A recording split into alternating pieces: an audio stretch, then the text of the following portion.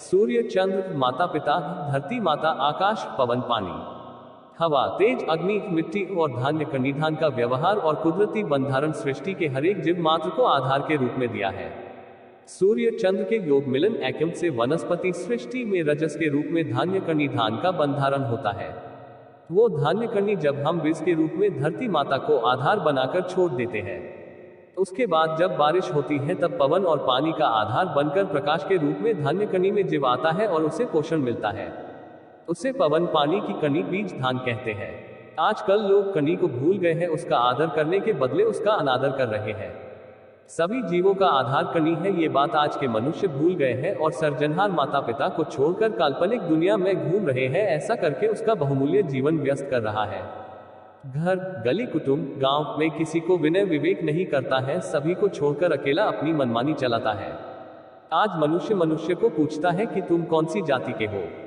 मनुष्य को मनुष्य नहीं दिखाई देता, इसलिए जाति पूछता है। आपस में धर्म जात को लेके झगड़ा करते रहते हैं। आज मनुष्य होकर भी जानवर जैसा व्यवहार कर रहा है। इंसान और प्रकृति की दृष्टि से गलतियों की कई प्रकार हो सकती है। उसमें से कुछ उदाहरण शामिल हैं। 1. पर्यावरण अत्याचार। लोग अक्सर वन्य जीवों के साथ अत्याचार करके या प्राकृतिक संसाधनों का अत्यधिक उपयोग करके पर्यावरण को क्षति पहुंचा रहे हैं।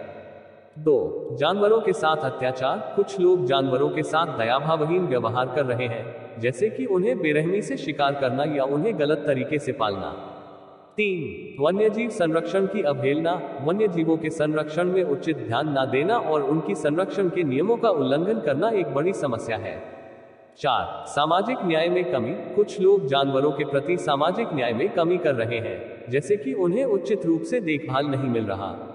इंसान और प्रकृति के संबंध में कई प्रकार की गलतियां की जा सकती हैं। यहाँ कुछ उदाहरण हैं। 1. प्रदूषण। इंसान अक्सर अपनी गतिविधियों के कारण वायु, जल और धरती को प्रदूषित करता है, जिससे वातावरण में हानि होती है। 2. अत्यधिक उपभोग। अत्यधिक उपभोग और अपर्याप्त संवेदनशीलता के कारण अनेक स्थितियों में प्राकृतिक संसाधनों का अत्यधिक उपयोग हो रहा है। 3. वन्य जीवों की शिकारी। अनैतिक जलवायु और बायोडायवर्सिटी की हानि के लिए अनेक स्थानों पर वन्य जीवों की शिकारी की जा रही है। 4. अत्यधिक वनस्पति संहार। अक्सर अज्ञानता या लापरवाही के कारण कुछ स्थानों पर अत्यधिक वनस्पति संहार हो रहा है, जिससे जैव विविधता को खतरा हो रहा है। इन गलतियों के प्रति उचित जागरूकता, सुस्थिरीकरण और सुसंगतता से ही हम सही दिशा में कदम बढ़ा सकते हैं। यह सिर्फ कुछ उदाहरण है और इस